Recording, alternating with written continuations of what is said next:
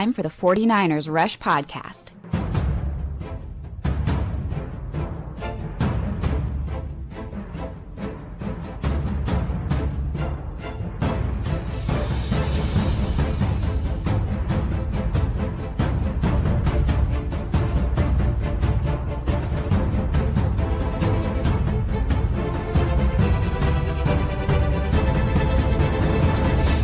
And here's your host, John Chapman.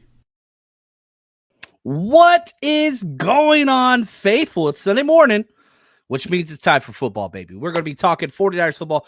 I have way too much time on my hands. I wanted to take some time off, just struggling a little bit just with the everyday whatever, whenever we get to this mode. Not that I don't have a lot I want to talk about. That's kind of my problem, is that I have way too much stuff cram-packed into all of these shows. My show notes, it might be a little bit of a long show. I probably should break it up into 2 or 3, but that's okay. So here's what we're going to do. We have Brock Purdy's cap numbers. I want to go through that, what that means, what the deal means, where the restructures are, where the outs are, all that kind of stuff. But the meat of today's episode is I want to go over 49ers depth chart, but not inclusively. I just want to look at 2 categories. I broke the roster down into 2 things: the deepest positions and then the least depth positions on the roster, post free agency, post the draft, where they stand currently. So I have 4 deep positions and 3 kind of rough. These are major areas to watch, which concern me a little bit. So again, balancing the positive and the negative. And then it's off-season time. And if there is anything that signifies it is officially off-season, we're doing our best to ever wear series. We're picking that back up. We finished 1 through 40. We do about 20 of these in off season. So we're picking up where we left off. Last year, we left off with the best 49ers player to ever wear jersey number 40. So we're picking up at 41, which was a lot of fun. I spent, 2.5 hours this morning digging through 49ers nostalgia and amazing players that have worn jersey number 41, which it seems like it's turned into a little bit of a transitional number for the undrafted free agents. That's okay. A lot of good ones. But the sad thing is the best players didn't wear 41 when they were at their best. They like to change, but that's what we'll get to at the end of the episode, which I'm super excited about. And again, do want to say a little bit of a scheduling announcement. We have our Jerry Rice Tier Zoom Hangout meeting this Tuesday. We do it once a month. And if you don't know about this, it's probably the best hour to hour and a half of the month. It's incredible. We get together on Zoom and we just talk 49ers. This is my time to hear from you. And if you want to join us, guess what? Head over to the 49ersrush.com or our Patreon channel. The links are in the description of this video/podcast. We got a 7-day free trial. And right now is kind of the best time to do it because we have video breakdowns on the entire rookie class. We're still building on that. But you can go watch those. You can sign up. The details have already been posted. And again, if you want to come and make your presence felt, cool. If you want to turn your camera off and just listen and watch, that's cool too. But it's a great time to build the community. Crazy positive, amazing people, amazing friends. We've been doing this for a while now. I think we're getting up to number 70 Zoom Hangout. Again, once a month. We've been doing this for a little while. So it's kind of fun. Thank you for all the hashtag CCs. This is episode 1421, and our executive producers make it all happen. David Gill, 49ers George 365, and Corey Robbins. Ooh, I like all these CCs. I love it. It's Sunday, man. And I want to talk football. I really hope that... I hope this offseason goes quick. That's all I got to say. Dr. Steve says, wonder where you were, John. Thanks for not letting us down. Yeah, we back off the content just a little bit from the every single day during the season to, about 3 to 4 to 5 shows a week. And so a lot of people are on vacation. Saturday, Larry Krueger was on vacation, which I didn't know that dude took breaks because he worked so freaking hard. But Yeah, so we're still going to be bringing you content. And we're starting our 90-man roster countdown series as well, which that takes a lot of work setting up. And so even though we're not getting shows out on the daily, does not mean we are not working. Oh, look at Dr. Steve Verrill. That's right. Terry Kirby, baby. We're going to be talking about him 100%. What's up, Sean? Sweet. Love the Zoom Hangouts again. That's Tuesday, 5:30 Pacific time this Tuesday.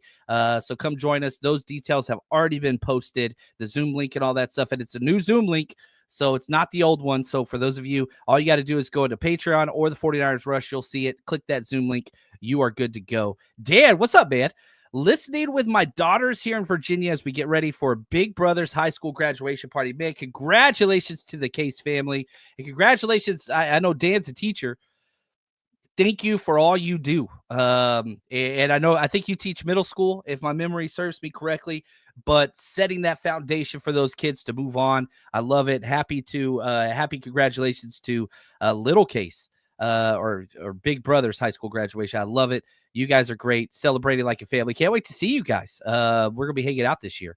Love it, love it, love it. So let's dive into some financial numbers. Brock Purdy's salary cap details are out. And, I'm not the biggest on guarantees, total guarantees. I want cap, right? I want every single player to get as much money as possible while balancing the salary cap tafu, I don't know, whatever you want to call it. A lot of people say the cap's not real. I would completely disagree with that. But you can finesse it and finagle it. It's anybody that says the salary cap's not real, just look at the Saints roster. They are probably the most egregious, and it could cripple a franchise. And to the point now where the Saints are going to be picking top 5 for a long time.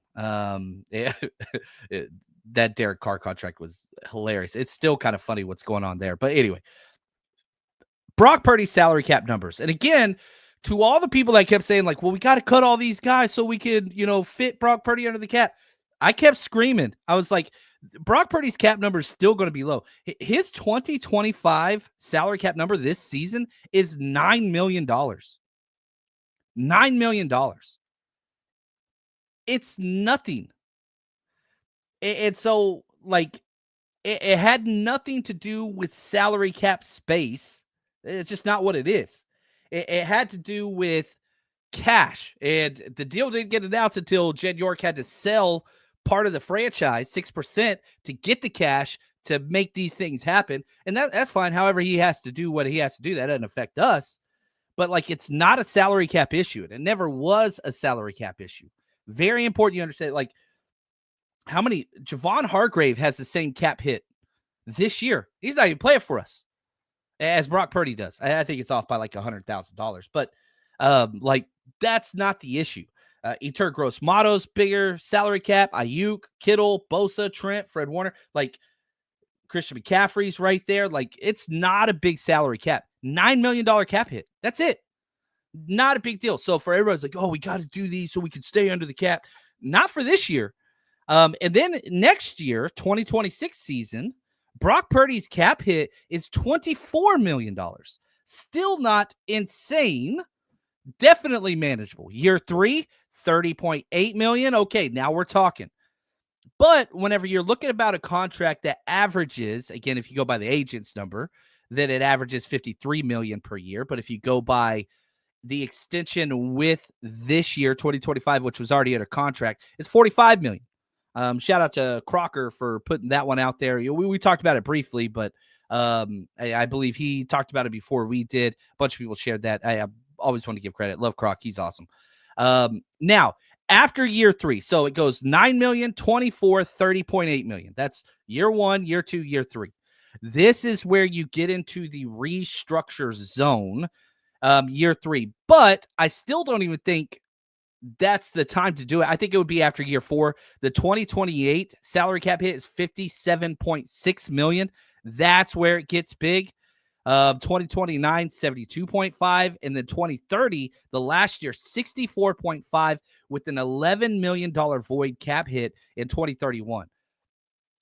And I know those numbers sound astronomical, But whenever you look at just the salary cap hits right now for different positions, nowhere is this going to be, how do I say this?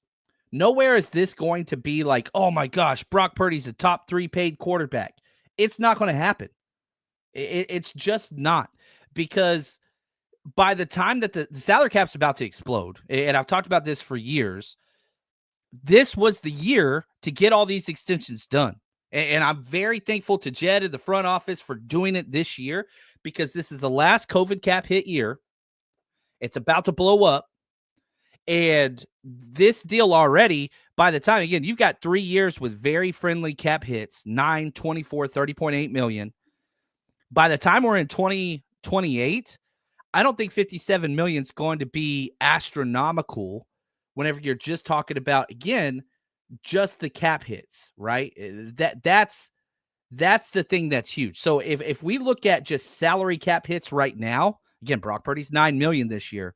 Dak Prescott, 50 million. Stafford, 47 million. Burrow, 45 million. Lamar, 43. Kyler Murray, 43. Geno, 40. Kirk Cousins, 40. You're not even playing. Tua, 39. Herbert, 37. Now, this is the first year of the Brock deal, right?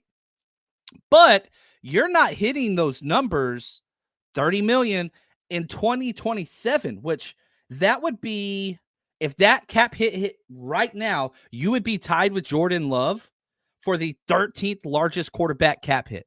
But you have 3 years to get to that point.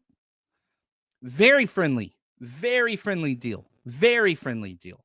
And so, like, for the people who are like, oh, well, how are you going to have the competition and the quality around him if the salary cap hit comes later? He's not going to have as much talent. I understand that just from an Aristotelian logic standpoint, right? Well, if he's has this roster at 9 million, how can he have it at 30 million? I get that. But the way that it's built, again, you have Brandon Ayuk and you have Ricky Pearsall and you have George Kittle under contract for the next 4 years. So that's already into the figure. So once you get to that 2028 season, that $57 million cap hit, well, guess what? You still have Pearsall on that 5th-year option. You still have Ayuk under that extension. You still have Kittle. Now, Trent will be gone. CMC probably going to be gone. But you have time to get that under wraps and to get that fixed. But again, you look at just where that salary cap hits. That 2020, I want to go to 2028. I want to see what the other cap hits are. Okay, look at this. Shout out to Spotrac. They've already got it built in. The year 2028, when Brock Purdy's $57 million cap hit, it's still not top 7 right now. In 2028, Dak Prescott has a $78 million cap hit. Jordan Love, $74 million cap hit. Herbert, 71. Tua, 65. That dude ain't playing that long. Jared Goff, 61. Josh Allen, 59. Brock Purdy, 57.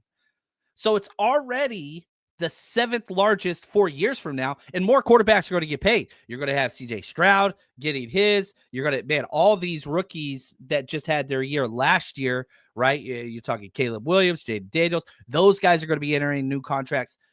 Man, I'm just telling you, this is a very, very, very friendly deal.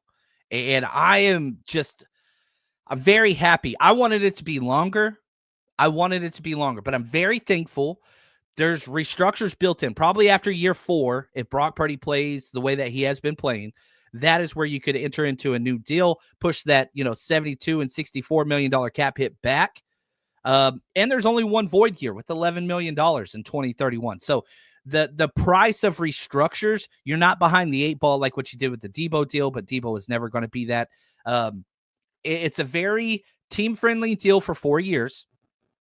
And then there's a restructure-friendly deal. Remember, Brock Purdy's only going to be 31. 31 whenever this contract expires. And you look at where quarterbacks are playing now, man, I would love for this not to be the final contract of Brock Purdy, if I'm going to be very honest. So I truly do believe very friendly deal. I love that Brock got paid. I think that's awesome. I love that there's a no trade clause in there for Brock Purdy's sake. I thought that was pretty savvy. Took a little bit less money to get that. First time the 49ers have ever given that out. So excited about that. Let's check in on the chat. Eric, appreciate you, man. Hey, John, appreciate you. Hope all's well. My son and I can't wait for the faithful to come to New Jersey. That's right, man. We've got, golly, we are going to be partying like crazy this year. Here is the onset of all of our road trip parties. We got 8 planned. So had 3 meetings this weekend, just solidifying all the venues and all that stuff. Those are going to be updated on the site, especially for our first 2 big ones, which we have Seattle week 1, New Orleans week 2. Man, we've got some big stuff planned, and I'm excited. Now, if you have never been to a 49ers Rush road trip event, come on, guys, y'all got to come out. 49ers Rush road trip is going into its 6th year with over 40 events at road games. If you are traveling to see the 49ers play this year, you got to come party with us. And on top of that, we give games, trivia, giveaways. We've partnered with TickPick this year. All you have to do is search 49ers Rush on any of the TickPick sites, apps, you name it. And on top of all of that, best dressed, giveaways, autographed jerseys. Kids are always included, and get in for free with a ticketed adult. And a lot of times for select cities, we will have 49ers legends come out, and you get to meet and greet them and get an autograph. Navarro Bowman, Frank Gore, Patrick Willis, Fred Warner are all players that we have worked with in the past. And trust me, if you want to build the 49ers community, you're traveling by yourself, we got you covered. 49ersRushRoadTrip.com. 49ers Love it. And man, we got more graduates. Shout out to everybody. Chris Alt says, "What's up? Been a long time." Number 4 graduates this week. Go Niners. I freaking love that, man. I love that.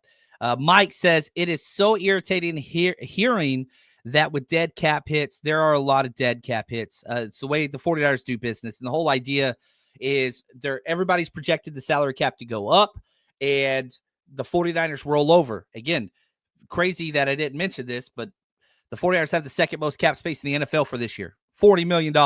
That's after the Purdy contract. George Kittle saved an additional $7 million on his extension this year. Fred Warner, details aren't out yet, but his salary cap is expected to go down even more this year. So you roll forward that $40 million. Do not expect the 49ers to spend much more money outside of just depth players, which is what we're going to talk about next. What's up, Ben? Appreciate you, man. And Dr. Steve, by then the cap will be so much higher. It's going to explode. What's up, GM? Salary cap goes up every year by year. No signs of it slowing down. This year will be exponential growth because 2025 is the last COVID cap affected salary cap. Next year, there's none. So the 2025 is still being deducted by about $15 million because of the COVID cap year hit, which they spread out over multiple years. That ends this year. So 2026 is going to explode by itself. Plus, you've got all those Paramount, Netflix, whatever deals where Amazon, new contract years for the TV, that affects everything the most. That's going to jump up huge. Jam says, Cali taxes practically cuts the pay in half. Not so much. You pay taxes on where you play, not so much where you reside. So, yeah, obviously you play 8 home games in Cali. That is true. It does affect it, but not to the point where I think a lot of people anyway, I don't want to go down that one. But, yeah, Cali taxes definitely higher on income. But, again, I pay way less taxes on my house in Cali than I do my house in Texas, which is crazy. They're going to get their money. They always get their money. So depending on where you go.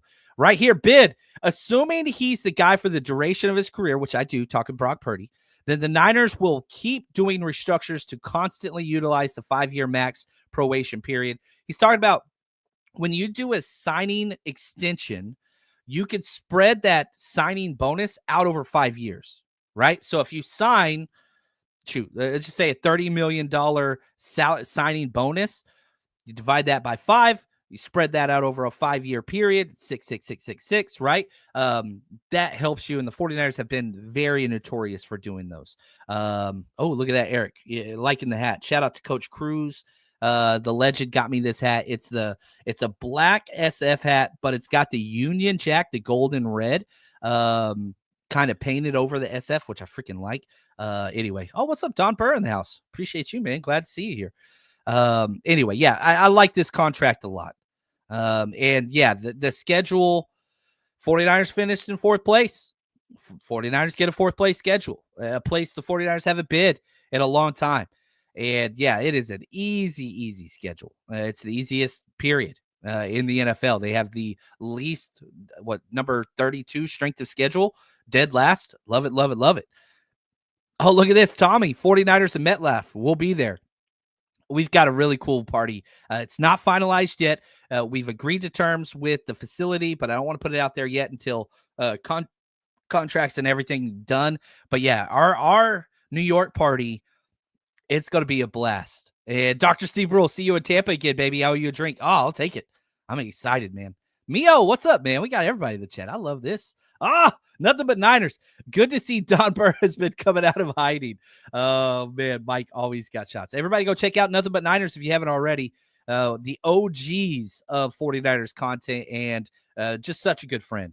Such a big friend, fan and friend of Mike Andrews and kind of what they do over there. Nothing But Niners. Unbelievable show. Love it. He's the man. Oh, look, he's Don Burr's back talking trash. I love it. I will. Oh, look at that. They got a little bit of an announcement right here. I'll be there at the Giants game. This day just keeps getting better. Mike Andrews going to be out for 49ers Rush road trip at the Giants game. Whoo! Love it. Jason Aponte, I was talking to him. We were texting. He's going to be out. I know he's an East Coaster. He's going to be out there too. That's going to be fun. Oh, look at this. Do we have the link, Tommy, for Nothing But Niners? Everybody go click that. Subscribe. Positive, amazing, great people. Love that show. All right, let's dive into the second part of our show. And this is the depth, right? The good and the bad. We're going to start with the positive. Which positions do the 49ers have the most depth in? I have 4. And then we're going to go through 3 that these are the positions to watch for injuries, and somebody's got to step up. Speaking of stepping up, look at Miho. She says they're going to be in Seattle and New Orleans for the 49ers Rush road trip. I love it.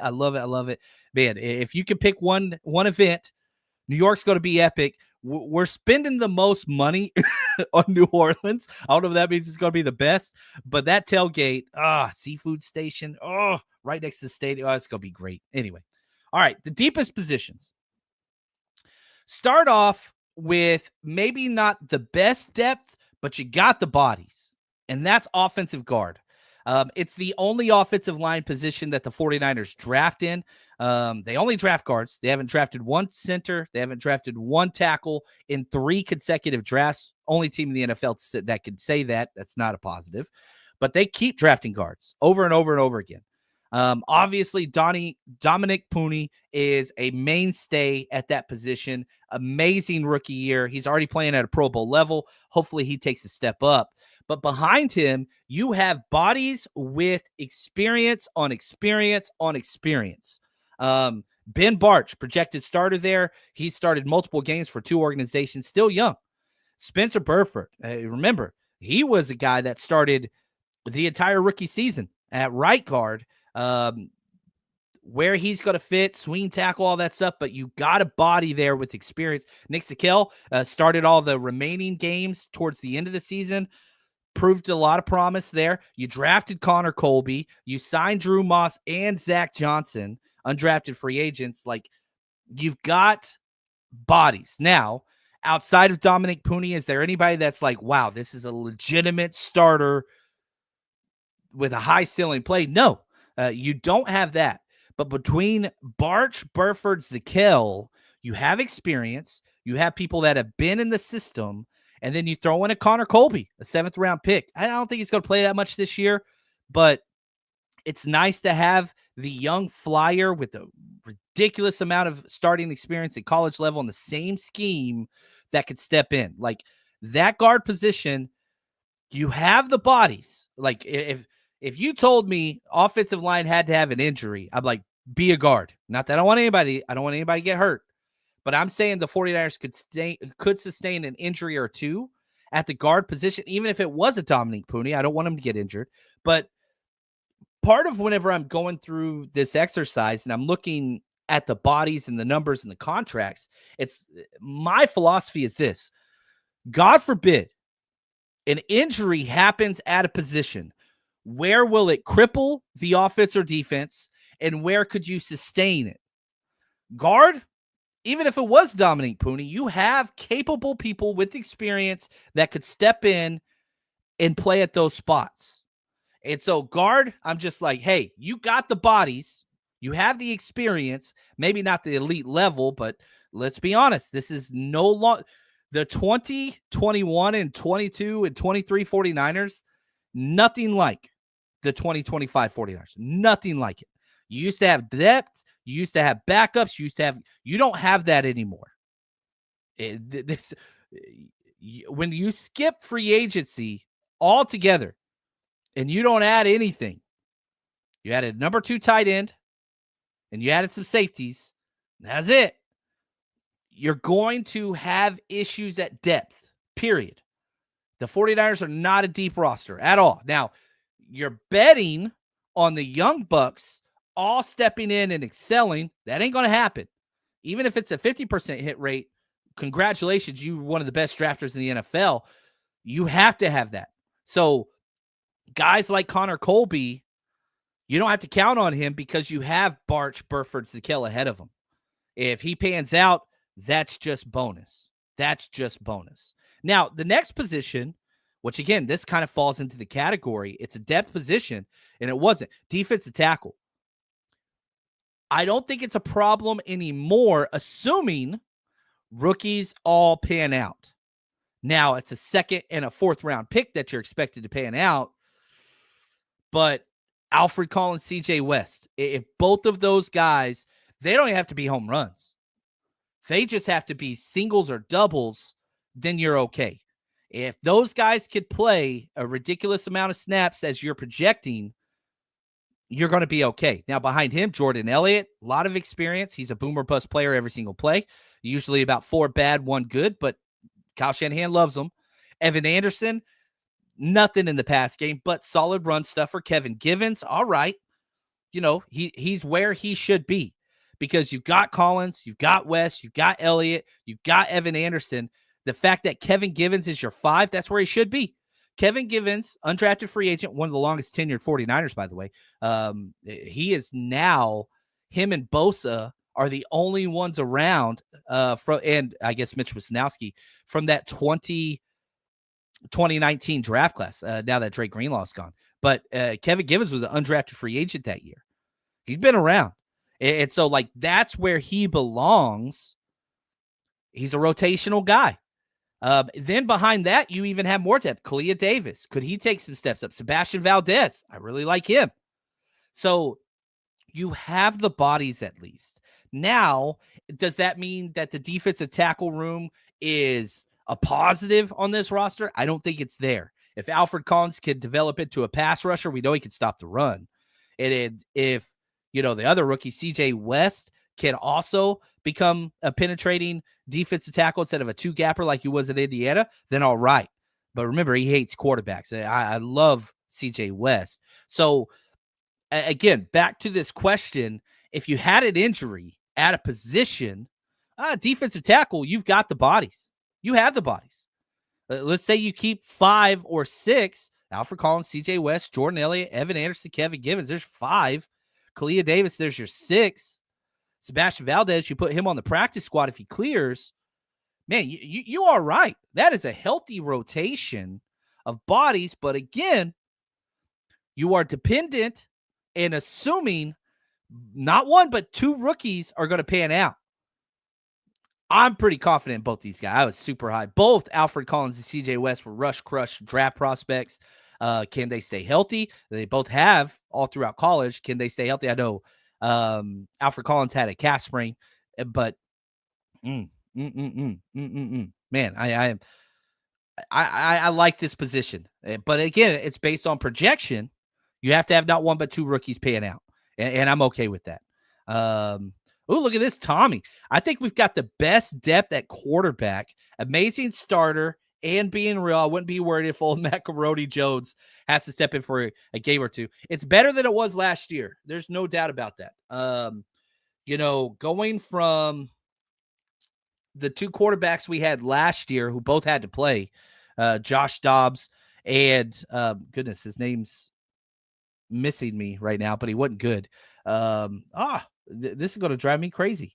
I've got to fix this. Oh, come on, help me with the quarterback that we had last year with the tiny hands, Brandon Allen.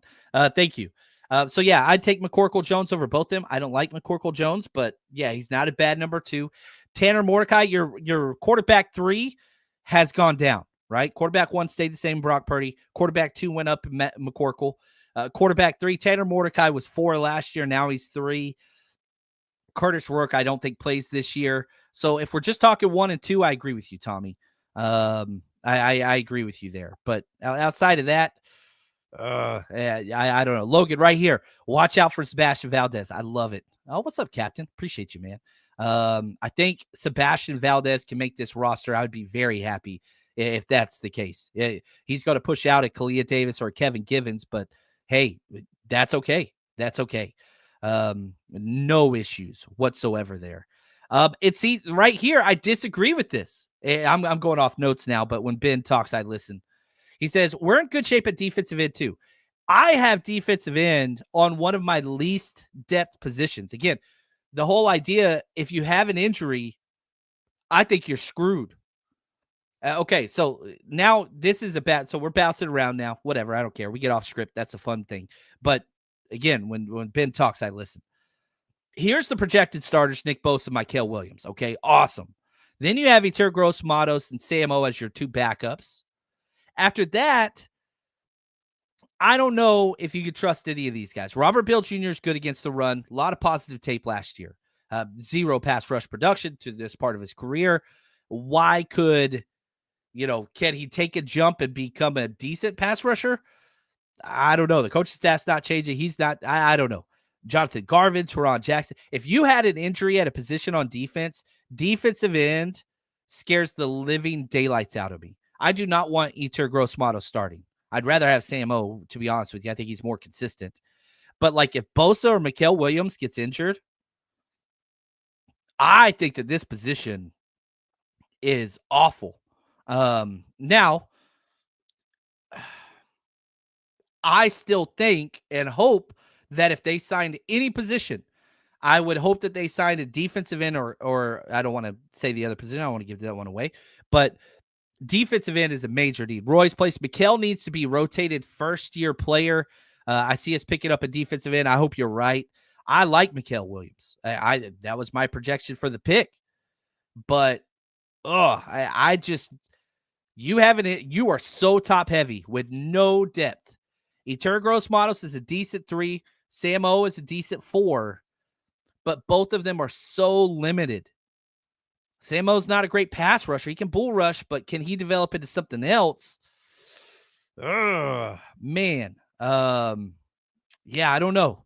Right here, Roy's place. Mykel Williams will be winded in a long season. It's a marathon for rooks. The one thing I will say is Georgia has been involved in all the SEC championship games and playoffs. So, now college, a little bit different than NFL, but I do like the fact that he has been in contention in meaningful games, SEC championship games, playoff games, all that stuff. So I do like that. But yeah, I don't care who you are. All rookies, it's hard. All rookies, it's hard.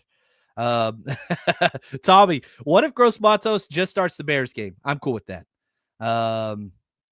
Yeah, I do like Yetur Gross-Matos. Consistency was a major issue. Conditioning was a major issue. Health was a major issue last year in his only year with us. Can he take strides? That's a big question. Unstoppable. John, are you going to the Las Vegas preseason game? I want to. And I am in contract talks with setting up a tailgate. I don't think if I go, I'm hosting an event. I want my friends to party with me. So I'm working on setting up a tailgate for that preseason Vegas game. If I can get that into wraps in the right numbers, then yes, I will be there. I haven't asked the wife yet. I got pissed. She's not even here. I got to get the wife's permission, one, and then I've got to finalize the tailgate for the Vegas pregame. I will let you guys know that because that is something that I would like to do. Obviously, I love Vegas, and I love that stadium. It's one of my top 5 stadiums in the NFL. That one, wait and see. So I'm trying to plan something, but we would not do a day before event. We would just do what's it called? Awesome tailgate, which the spot's awesome. I just got to make the numbers work. I don't mind throwing parties if I don't make money. I am trying my hardest to get out of the habit of throwing parties where I lose money. If I don't make money, I'm okay with it because I just love it. But it's pretty hard to go and book flights and hotels for me and some of my team and work my rear end off all weekend and then come back and say, man, we lost money. That happens. And so I'm trying to get out of that practice. But anyway, stay tuned. I would like to be there. And yeah, I freaking can't wait to meet you either, Roy. I love it. Now let's get back to the positive. Deepest positions. I got 2 more. Linebacker. I love the additions. Now, obviously, you have Fred Warner, the best linebacker in sports, the best coverage linebacker in the history of the NFL, future Hall of Famer. My main man, Fred. I love Fred right here. I got to start showing this picture more because it makes me happy. That's me interviewing Fred in Vegas. Talk about loving Vegas. Love Fred. He makes everybody else better. Now you're number 2, however you want to go with this. Oh, what's up, JP? My man. Appreciate you, buddy. Nick Martin. That seems to be the 49ers like handpicked. They love this guy. Plus D Winners. If you want to put D Winners 2 and Nick Martin 3, cool. I don't care. Like that is a solid 3 linebackers to move into the season. And remember, under Robert Saleh, he started Fred Warner as a rookie. He has started Dre Greenlaw as a rookie. He has worked in Azeez Al-Shire as a rookie. Jamie Sherwood as a rookie. Like the track record for linebackers, and this is part of the Saleh scheme that I love, is it's simplistic. Not for Mike, but for your Will and Sam it is. It's simplistic. Rookies can play right off the bat. So it's built for Nick Martin to come in and start playing. So that is huge. But then behind that, the 49ers love Curtis Rourke. He's coming off an injury. I understand that. Tatum Bethune, amazing versus the run. Major issues on special teams and in the pass game. And that's not a Robert Saleh guy, but it is a Johnny Holland guy. Jalen Graham, undrafted free agent. He's been around. Luke Gifford, who you paid $2 million to fully guaranteed. That matters. The only undrafted free agent that you gave any guaranteed money, Stone Blanton, who we had on the show. Dude, I like him. Deshaun White. Like, there are bodies. This linebacking group, I wouldn't say I'd take all of them, but I would take Warner, Martin, Winters, Curtis Robinson, Bethune, Jalen Graham, Luke Gifford, all over DFF. And DFF started games for us last year.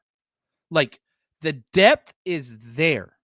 Now, does it mean everybody's going to step up? But, like, you have a backup Mike in Curtis Robinson and Jalen Graham. You have a backup Will in Tatum Bethune and Luke Gifford. And then you have some young prospect players. Stone Blanton, I'm telling you, I love Stone Blanton. His interview was awesome. His family seems incredible. Just got married, too. This dude's, he's on a roll. So they like this guy. I love the depth at linebacker. I like Tommy. I love it. DFF equals definitely finally finished. Oh, I love you, Tommy. You're great, man. But yeah, linebacker, even if you had an injury there, God forbid, I'm not too concerned about it, to be honest with you. And, you know, Fred Warner's missed 1 game in his career. Dude broke his ankle last year, didn't miss any time, still kept playing. But, like, you have backup Mikes with experience in Curtis Robinson, in Jalen Graham, and Luke Gifford. Like, you have guys that can step in and play that spot. Obviously, you don't want Fred Warner going down, but there's guys that have been in the system that know the system that could step in and handle that. Curtis Robinson would probably be the guy if he's fully healthy. And then my last position of depth, safety. The one position that you went above and beyond in free agency, and we didn't know. We're just like, what are they doing? Well, we didn't know. Malik Mustafa was injured. And again, you can trust the 49ers on a lot of things, never injuries. They will lie through their teeth. And there will always be a phantom injury to a back-end roster player that's just going to sadly go on an NFI or PUP and just get rolled over till next year. It just happens every single year. But when Malik comes back, obviously he's the alpha. Jair Brown's going to be starting. Jason Penix getting paid a lot of money. I expect him to start as well. Marquise Siegel, I love. Yeah, my long-term hope is that Malik Mustafa and Marquise Siegel are your starting safeties. That's who I want eventually. Now, maybe Jair Brown goes back to, playing like he did his rookie pre-Nick Sorensen, worst defensive coordinator in 49ers history. But then even behind there, you have a lot of depth. Richie Grant has played a lot in the NFL. So experience at that safety position, he could step in and play. And I know he's long in the tooth, but that's a 4.4 safety guy. It might have lost a step, but at worst 4.5. Like, he's got the speed to play either safety spot. Jalen Mahoney, I am super high on. I know that he doesn't have the physical traits, but I love his instincts. I love his trigger. He stepped in and played great till he broke his arm. They're high on Jalen Mahoney. And George Odom, can't forget about him. He was the starter to go into the year. Now, that didn't go well, but dude, George Odom was a player in training camp. He looked good all training camp and preseason. Stepped into the regular season. They got rid of him quick right after that week 2 loss, Justin Jefferson. But why you put 2 safeties on Justin Jefferson? Nick Sorensen, you're an idiot. Anyway, I regress. That's 2 Nick Sorensen stones throw. You got to do what you got to do sometimes. It's just what it is. Now, man, support local, ladies and gentlemen. You want to support local business? You want to do what's right for the environment? Go to the mattressguyco.com. Locally owned business, diehard Niner fan that supports the show, supports the 49ers Rush road trips. He is a legend. So if you have a mattress you want to get rid of, you just go to the mattressguyco.com, set an appointment. They come pick it up. Easy peasy. Support. I mean, it's a win-win-win. Go to the mattressguyco.com, support local business, and do what's right for the environment. I love it. It's a win. All right, look at this. Right here, Siegel will be ready and waiting. I'm a big fan of this kid. I really, really am. And Logan, I know Niner fans are out on Jair Brown, but remember Nick Sorensen made everyone on that defense look bad outside of Lenore. Yeah, and again, Lenore, he was Demo's position coach, then become defensive coordinator. And so the only player that improved lost Nick Sorensen as a position coach. The only player. Yeah, it was bad. It was really, really bad. Luke, I think the safety room under Saleh with these players will be fine. Not concerned about it, even with Malik out. Now, the speed is dramatically improved. You got a lot faster. Marquise Siegel faster, Jason Penix faster, Richie Grant faster. You added a lot of speed and experience. Not in Siegel, but even Siegel played a lot. And, he's a coverage guy. He played nickel mostly, but I want to see him at safety. Odom was signed to be a special teams ace, and that's what he is. But I don't mind him at the depth. You know what I mean? I would not put George Odom in my 1s or 2s. Last year, he was the starting safety because you had Talanoa Hufanga hurt. So, George Odom took every single first-team snap all training camp. Every single one of them. All training camp. So, now you're putting him at 2 or 3. My starters would be Jair Brown and Jason Penix. And then I would have Marquise Siegel and Richie Grant with my 2s and Jalen Mahoney and George Odom with my 3s. That's how I would do the depth chart order in rotation. But I like having Odom on the team. And if they were going to release Odom, it would have been before his April 1st. I thought when they signed all those safeties, they were going to release Odom, but we didn't know Malik Mustafa was injured. So now that makes more sense. So, yeah, special teams guy, but depth piece as well. I'm totally cool with it. If Brown is your third safety, you have a great group, and that's where he should be. Eventually, I would like Malik to be the dime guy coming in and special teams player. Yes, I agree there. So those are my 4 deepest position groups: guard, defensive tackle, linebacker, safety. Now, least depth, we already talked edge, and there's some disagreement there. That's okay. I think edge is very weak, and if you had an injury to really top 4 guys, that's trouble. I don't like that. Now, wide receiver position, especially early. Now, with Ayuk out early, Demarcus Robinson suspended early, you have 2 wide receivers. You have Juwan Jennings and you have Ricky Pearsall. Outside of that, all projection.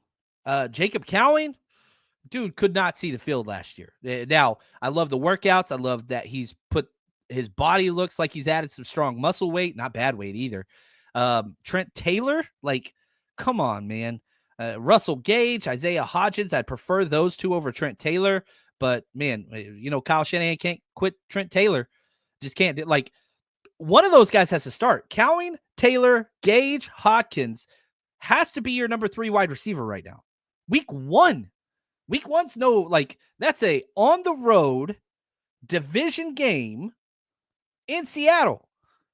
They have very strong defensive back room. I won't say strong. They're good cover guys. They have one physical dude. The rest of them are not strong at all, but they're good coverage guys. Like Jacob Cowing, Trent Taylor, Russell Gage, Isaiah Hodgins should not be starting week 1 in the NFL at this point. But it's all you got. Now, once Demarcus Robinson comes back from his suspension, however long that is, they think it's going to be 3 games. Like, cool. But once Ayuk gets back, now you're cooking.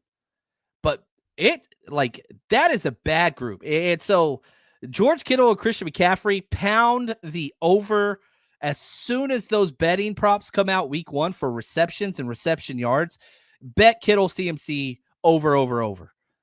It's going to be a lot. So, but the wide receiver room, you're in trouble. You are in trouble. I don't know, man. Jacob Cowing will be fine. I hope so. And that's who we all want. Like, he has the ceiling. Russell Gage, experience, you could trust him. Isaiah Hodgins, experience, you could trust him. But, you want it to be Jacob Cowing. You need it to be Jacob Cowing. But, dude couldn't see the field, right? And what Kyle Shanahan say about him? He's got to earn playing time. He's got to know where to line up. He had the penalties. He's got to block harder. You got to do all those things. So, I do not include wide receivers drafted in the 4th round should be getting playing time. They should be. But, I'm sorry if we're going off Jordan Watkins or Jacob Cowing. I know I didn't even put Jordan Watkins in this conversation. I don't think there's a chance he could start, but I hope I'm wrong.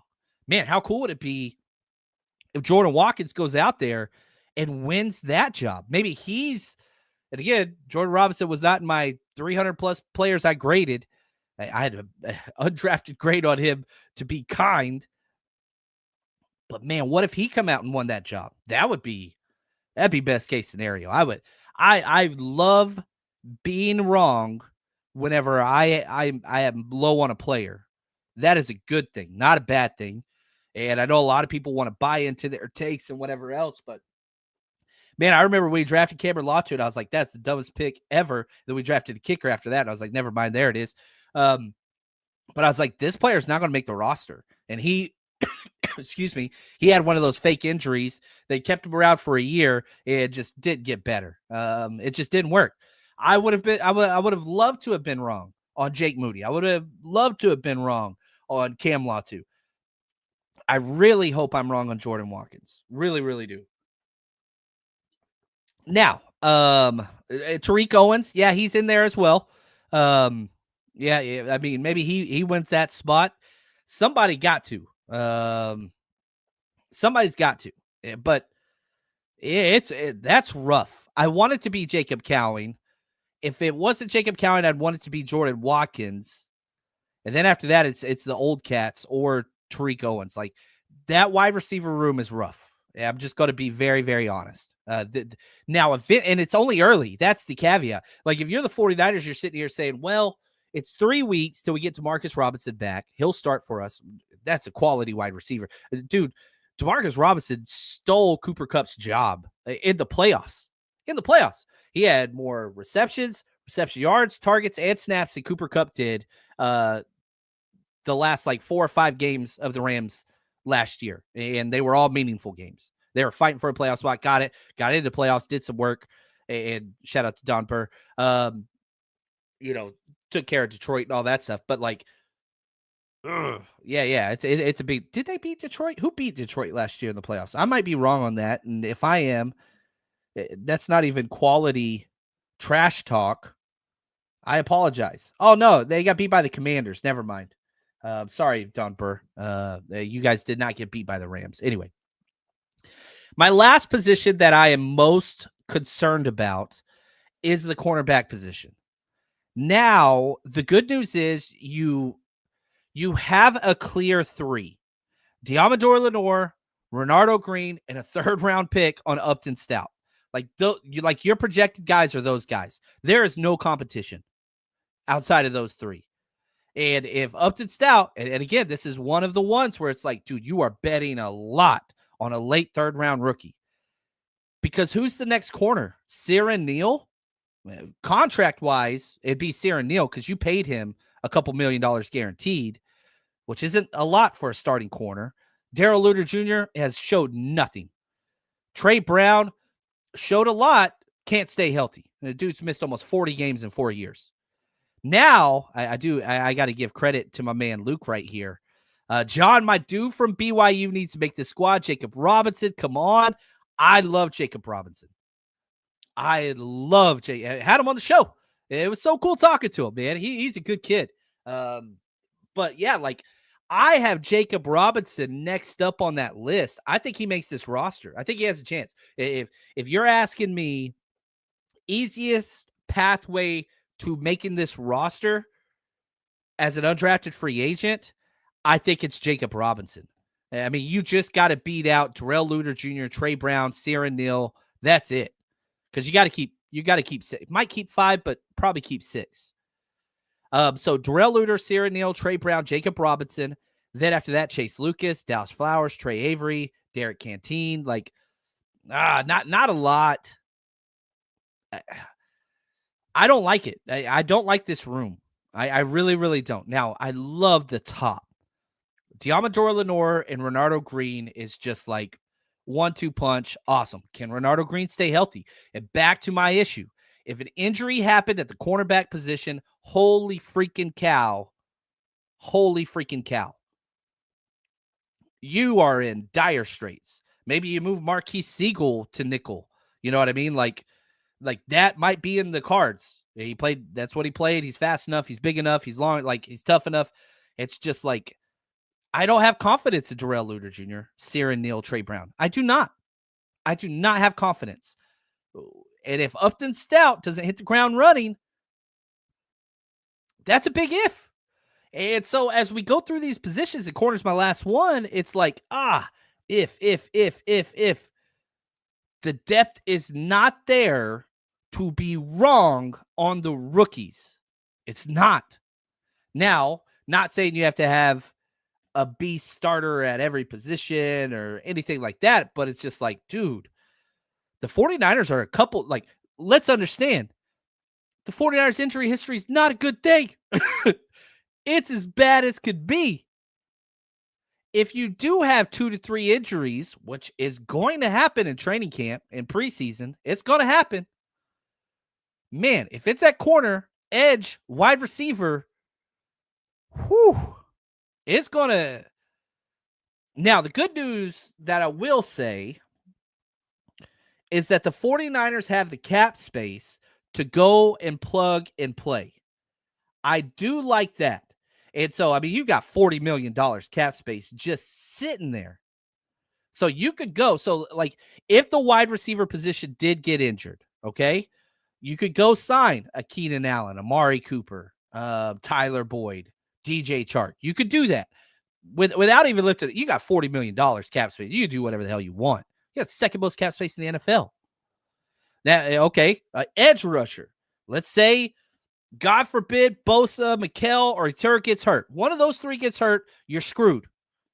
Now, you do have the money. Von Miller's out there. Preston Smith is out there. Carl Lawson, Matthew Judon. Like, there are guys out there that you could go get. Cornerback. Asante, you got to remove the Asante Samuel thing because that injury, like, he might retire, right? Like, anyway. But there are guys that are out there. Razul Douglas, Cam Sutton, I think's there. Emmanuel Mosley, like Troy Hill, Eli, like, not great ones. Actually, I'm looking at this. I don't like the corners. But the fact that the 49ers do have all this space, I think that you can Band-Aid it. It's not what you want to do, but you can Band-Aid it, right? Jason Verrett, I love it. I love me some Jason Verrett. So here's what I would say. When injury news comes out, because it's going to happen, whether training camp, preseason, early in the season, like, it's 100% injury game. People get hurt. And if that happens, it needs to be at the guard, defensive tackle, linebacker, safety. If those injuries happen, not that it's like, oh, don't worry about it. It's like everything's all right. If a wide receiver, edge rusher, cornerback goes down, 49ers going to have to sign somebody ASAP. We haven't been in this position. This is a different roster. The depth is nowhere near where it was 3 years ago. It's just not. A lot of that's Trey Lance. A lot of that's bad, horrible contracts. Javon Hargrave, whatever else. Trey Lance trade, get it. That's why. Now, the 49ers have remedied this by getting 11 draft picks, most of the NFL using all 11. And you have 11 draft picks next year as well. So that's great, but it's going to take a while for that influx of youth to get on par to start to contribute at a normal level. Last year's draft class was huge because you got 4 contributors. You got 4 starters plus one with Isaac Guerendo. Maybe we'll see. I'm not the biggest Guerendo guy, but but okay, like he can play. So, like, man, if that turns into 5, that's what's up. Now you have to do it again, and then you have to do it again. So you're creating your difficulty draft mode to legendary, my Halo fans, because you've got to hit 50% hit rates. Otherwise, even the positions that we said we had a lot of depth at, not a lot of depth at. If your rookies don't hit in the defensive tackle room, yikes. If your rookie doesn't hit in the corner room, yikes. If your rookie doesn't hit in the edge room, yikes. You see what I'm saying? Like, linebacker, you can make it. If Nick Martin didn't pan out, which I love Nick Martin, I love all these rookies, right? I've done all the work. They're up on our Patreon and the 49ersrush.com. Go watch them play. But all of them aren't going to hit. All of them aren't going to hit. And even if you discount the later picks, the 7th rounders and the 5th rounder, right? Like, let's say those don't hit. Then you have to hit on your 1st, your 2nd, both your 3rds, and some of your 4ths. That doesn't typically happen. It doesn't. So, man, I'm hoping we can get there. I really, really am. And if we do, let's roll, baby. Let's roll. Now, real quick, if you haven't done this yet, I need you to do this. If you haven't already, go ahead and click that subscribe button. And right next to that subscribe button is the bell. Once you click on that, click all. That way, anytime we go live, you will get notified and you will be able to enter into all of the giveaways that we do for Countdown Crew. And to be honest with you, it is by far the best way to support our channel. Thank you. All right. Sorry, I just had to take a quick drink of coffee and blow my nose real quick. So let's get into some nostalgia, baby. If y'all are here still, let's do this. Best to ever wear, jersey number 41. Now, we've done 1 through 40 in the past off seasons. So we're picking up at number 41. I wonder who's going to be number 42. Spoiler alert, right? We've got a lot of names. We've got some old hats, some new hats. Jalen Graham is currently the 49er wearing jersey number 41. And a lot of players wore 41 to only switch later. Jeff Wilson wore it for 18 season only. Ambry Thomas wore it for 21 season only. Jordan Mason wore it for 22 season only. And again, the way that we grade this, it's what you do in the jersey. So like, right when we get to Debo 1 or 19, what did you do when you wore that jersey? Which is arbitrary, but it's the only way I know how to do it. Otherwise, we're going to have Debo winning or certain players winning multiple numbers, which I don't want. Some of the older hats, Dave Whitmore, defensive back in the 80s. He only had about 12 starts. Emmanuel Mosley, which, he wore the jersey 41 from 18 to 20, so for 3 seasons. But whenever he became a starter, he changed it to number 4. And I love Emmanuel Mosley. I mean, undrafted free agent to start in the Super Bowl. Are you kidding me? Just could never stay healthy. Love that he got paid by Detroit. Started 33 games for the 49ers, but only 17 of his starts were in jersey number 41, so he's not going to be in contention. Terry Kirby, baby. Yes, Terry Kirby. One of the, I don't want to say like purist, but like he was the third down scat back, like the original receiving third down back returner guy. That's what he was, 1996 to 98. The 49ers traded a 4th round pick to Miami for him. He was a 3rd round pick for Miami, had 3 great years. We traded for him, came over, no Pro Bowls, no all pros with us, and only started 13 games because, again, he was the third down guy. But, man, he played in 29 games for us, 6 playoff games, had 3 touchdowns in those 6 playoff games. One of the better receiving backs in the NFL. Ended up having 91 receptions for 852 yards for us, had a kickoff return touchdown, had a punt return touchdown.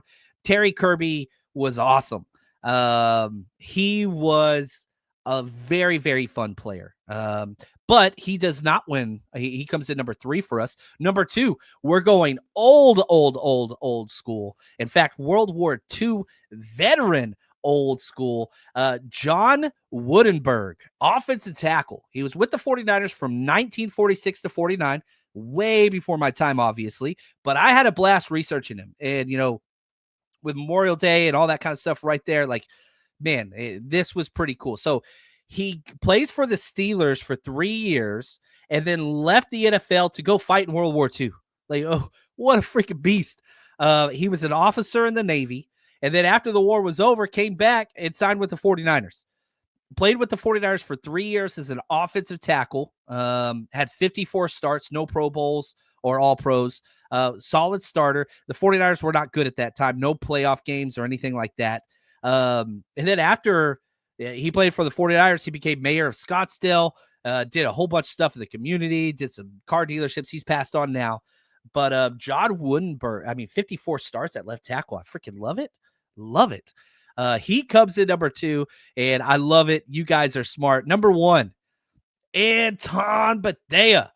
Love this dude. He kind of went through the worst part of 49ers history. He was there the last year of Harbaugh, first year of Tom Sula, first year of Chip Kelly, then demanded to be released. Not demanded, requested. The 49ers gave him permission. That was just dumpster fire. But he was one of the players that was a solid starter consistently during very dark times. Anton Bethea from 2014 to 2016, those 3 years. He had 1 Pro Bowl with us, no all pros. It was a starting safety. Started 39 games for the 49ers as strong safety, no playoff appearances. Those were the terrible dark years. Had 5 picks, 15 pass breakups, 2 forced fumbles, 2 sacks, 240 tackles, 9 tackle for losses. Iron Man. Listen to this, was my favorite thing, that in such a bad period of time, history for the 49ers, he played in 2014, 99% of defensive snaps. The next year, 91% defensive snaps. And then 2016, 98% defensive snaps. Dude, he was out there. Like, you got turmoil, coaching changes, drama, Jed York, gross. Anton Bethea was consistent and was out there all of the freaking time. Yeah, just such a solid player. I really, really shout out to Anton Bethea, who I say is the best to ever wear number 41 for the 49ers. Only 3 years. He has an 18 AV score. Terry Kirby actually had a higher AV score, according to Pro Football Focus. That's approximated value. He had a 19, which is the most, but a lot of that was because of the playoff appearances and stuff, but like he didn't really even start. He was a rotational scat back guy. Anton Bethea, like, and again, if you disagree with this, that's okay. And I'm not willing to go to blows over this. But for me, the best to ever wear number 41, Anton Bethea, which I freaking, it's so fun, like pausing and getting out of 2025 and really even out of the Shanahan experience, right? Which it's been very positive. Still no Super Bowls, but hey, whatever. We'll get there. But you look back and it's like, man, I'm diving through 2015 and 2016 49ers tape and watching looking through, schedule results and box scores. And I'm just like, oh, I remember this. It's gross. It's sick. But they was one of the lone bright spots. And I think that's important to remember because when we look back and you realize where you came from, it makes where you are now much more hospitable, is maybe the right word, because we do not have it bad, to say the least. Like, it's not great. And last year sucked, but man, out here, what was I want to make sure I get this right. Listen to this stretch here. Oh my God, it's so gross. I'm so sorry, guys. You go 8-8 in 2014, Harbaugh's last year. Then you go 5-11, then 2-14. Do you remember how bad things were in 2016? That was the year before Shanahan, right?